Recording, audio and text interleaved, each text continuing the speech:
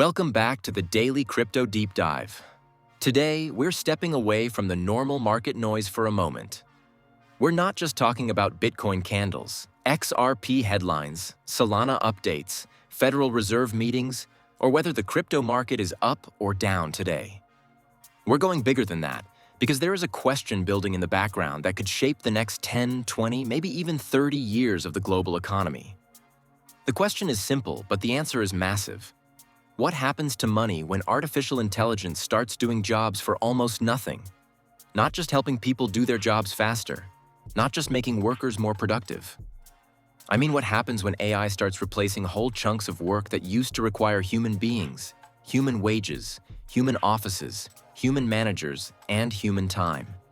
Because if AI can produce work at scale, instantly, cheaply, and around the clock, then the entire meaning of value starts to change. So in this episode, we're going to take this step by step. First, we're going to look at what AI does to the cost of work. Then we're going to look at what that means for wages. After that, we'll move into prices, inflation, deflation, and whether normal money becomes stronger or weaker in that kind of world. And by the end, we'll arrive at the bigger question behind all of this. If AI makes work cheap, does money become more valuable, or does the whole fiat system become even more unstable? Before we get into it, if you're building your crypto portfolio, you can check out Kraken using the link in the description. And remember, we're giving away 20 XRP to listeners who sign up through the Kraken link and get involved with the show. Now let's get into this properly, because this is one of those topics that sounds futuristic at first, but is already starting to affect the real economy. For most of modern history, labor has been one of the biggest costs in the system. Businesses pay people to answer phones, write reports, drive vans, design websites, edit videos, handle accounts, make adverts, do legal paperwork, manage customers, write code, analyze data, and run operations. Even when technology improved, the human worker was still at the center of the process. A computer made the worker faster. The internet made the worker more connected. Software made the worker more efficient. But the worker was still there. AI changes that because AI is not just another tool like email, Excel, or Google. AI is a replacement layer for communication, decision-making, research, admin, content creation, coding, customer service, analysis, planning, and eventually even parts of management. That means a company that used to need 100 people in certain departments might only need 30, then maybe 10, and in some cases, eventually, maybe almost none. That is the first stage of the journey. If a business can produce the same output with fewer people, the cost of producing that output falls. A marketing campaign that used to cost $10,000 might eventually cost $500. A basic legal document that used to need a solicitor might be drafted instantly. A podcast production team that used to need researchers, writers, editors, designers, social media managers, and producers could eventually be reduced to one person directing a set of AI tools. A customer service center that used to employ hundreds of people could become an AI voice system that never sleeps, never calls in sick, and answers thousands of customers at once. At first glance, that is deflationary. In simple terms, it pushes prices down. If the cost of work collapses, then the cost of many services should fall as well. Business services, media production, software, admin, education, financial planning, design, advertising, translation, basic accounting, and customer support could all become dramatically cheaper over time. So the first instinct is to say, if everything gets cheaper, surely money becomes more valuable. And in one sense, yes, that is true. If your income stayed the same while prices fell, your money would stretch further.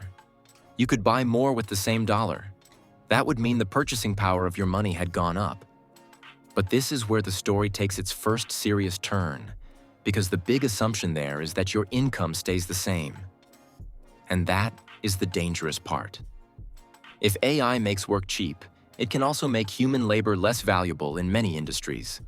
Your wage is basically the price someone is willing to pay for your time, skill, and output. But if a machine can produce similar output instantly and almost for free, then the human worker loses bargaining power. Why would a company pay someone $40,000 a year for admin if an AI system can do most of the job for a tiny monthly fee? Why pay a junior analyst, junior designer, junior writer, junior coder, or basic support worker if software can do the work faster, cheaper, and without needing holidays or sick pay? That does not mean every job disappears overnight. That is not the argument. The real point is that pricing power changes. The human worker has to prove they are worth more than the machine. And that is a brutal shift, because for decades people were told that skills, education, office work, and digital jobs were the safe path. But AI is coming straight for many of those jobs first. So now we arrive at the second stage. AI could make goods and services cheaper, but it could also make wages weaker. And if wages fall faster than prices, people do not feel richer. They feel poorer. That is why the AI economy could become very confusing. On paper, productivity could explode. Companies could produce more. Margins could improve. Shareholders could get richer. Consumers might see cheaper digital services. But ordinary workers could still feel squeezed because the job market becomes more competitive, less secure, and more ruthless. This is where we move into the third stage of the journey. What do governments do when millions of people feel squeezed? Because that is where money itself enters the story. If AI creates huge productivity but also serious job disruption, governments will be under pressure to respond. They will not just sit back and allow mass unemployment, falling wages, and social unrest to build forever. At some point, voters demand action. And when voters demand action, governments usually spend. That response could take many forms. It could be universal basic income.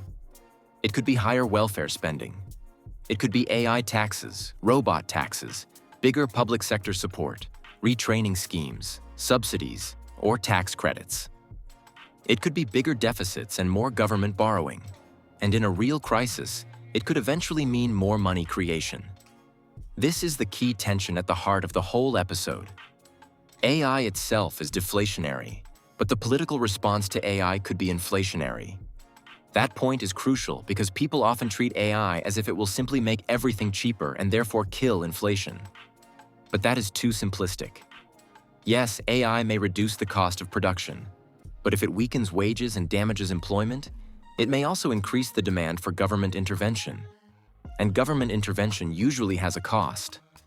If the state has to support more people while fewer people are earning strong taxable wages, governments have to fund that gap somehow. They can tax the companies benefiting from AI, they can borrow more money, they can cut spending elsewhere. Or they can rely on central banks and financial systems to keep liquidity flowing. But whichever route they take, the pressure on the fiat system increases.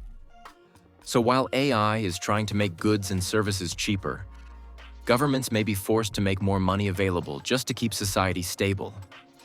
That brings us to the fourth stage. Money may become stronger in one way and weaker in another. Against things that AI can produce cheaply, your money may go further. Digital services, online tools, basic admin, media, software, and content may become cheaper. But against scarce assets, things may move very differently. Because if governments respond to AI disruption with more debt, more borrowing, and more money creation, the currency itself may become less trusted over time. This is why the future could look strange. You might have cheaper AI-generated services, cheaper software, cheaper content, and cheaper business tools, while at the same time houses, land, energy, hard assets, rare assets, and scarce financial assets become more expensive. So people may feel like some things are collapsing in price while the things they really want to own are becoming harder to reach. That is not a normal inflation story. It is not just prices go up or prices go down. It is a split economy. Abundant things get cheaper. Scarce things get more valuable. Anything AI can copy, automate, or generate gets pushed towards zero. Anything that is genuinely limited becomes more important. And that is where this story starts moving toward Bitcoin, but we are not fully going there yet. That is part 2. Today is about understanding the pressure building inside the old money system. The chain is simple once you see it. AI reduces the cost of work. That weakens wages in many sectors. Weaker wages create political pressure. Political pressure leads to more government support. More support means more spending. More spending means more debt. And more debt eventually raises questions about the long-term value of fiat money. That is why this is not just a technology story. It is a wage story. It is a government debt story. It is a currency story. It is a class story. And eventually, it becomes a Bitcoin story. Because once people start asking what still holds value in a world where work can be automated and money can be printed, the conversation naturally moves towards scarcity. There is another layer to this as well. AI could make the biggest companies even more powerful. The companies that own the best models, the best chips, the best data, the best distribution, and the biggest platforms could capture a huge amount of the value created by AI. They can produce more with fewer people. They can scale globally. They can cut costs. They can automate departments. And they can dominate markets faster than smaller competitors. That means the economy may become richer overall, but the gains may not be evenly spread. Some companies and asset owners could become dramatically wealthier, while many workers feel less secure. And inequality matters because inequality changes politics. If a small number of companies benefit massively from AI while millions of people lose income security, voters will demand redistribution. That means governments get pulled even deeper into the economy. This is the part many people miss. They look at AI and say it will be deflationary because it makes things cheaper. But they ignore the second-order effect. If AI creates social pressure, wage pressure, job pressure, and inequality pressure, then the government response could be inflationary. So the technology may push prices down, while the political system pushes money supply and debt up. That is why the value of money becomes so difficult to judge. Money is not only about what goods cost. Money is also about trust. Do people trust the currency? Do they trust the government not to print too much of it? Do they trust central banks to protect purchasing power? Do they trust the system to reward work fairly? Do they trust that their savings will still mean something in 20 years? And in an AI economy, those questions become more serious. Because if work itself becomes less reliable as a source of income, people will care even more about where they store value. They will want assets that cannot simply be created out of nothing. They will want protection from debasement. They will want something outside the normal political cycle. They will want something that cannot be inflated away because a government needs to fund another emergency program. So when we ask, will AI make money more valuable? The answer is, it depends what kind of money we are talking about. Fiat money may buy more of the things AI makes cheap, but fiat money may also become less trusted if governments respond with more borrowing, more deficits, and more intervention. That means normal money could become stronger against abundant digital services, but weaker against scarce assets. That distinction is the whole episode. AI makes abundance easier. Fiat money can also be created in abundance. But the things that cannot be copied, automated, printed, or generated instantly may become the real stores of value. And that is where Part 1 lands. AI probably does not just change jobs. It changes the pricing system for human work. It changes what companies need to pay for. It changes what workers can charge for. It changes how governments support society. It changes the pressure on fiat currencies. And it changes what people look for when they want to protect their wealth. Because in a world where digital output becomes almost infinite, people will start asking a very different question. What is not infinite? What cannot be generated? What cannot be copied? What cannot be inflated? What cannot be created by pressing a button? That is the bridge into Part 2. Tomorrow, we take this exact argument and follow it into Bitcoin. If AI makes work abundant, content abundant, services abundant, and fiat money even more politically unstable, then scarce digital money becomes a much bigger idea. Bitcoin is not just a trade in that world. It becomes a response to automation, a response to abundance, a response to money printing, a response to wage destruction, and a response to the biggest question of all. What still holds value when almost everything else can be produced for nothing?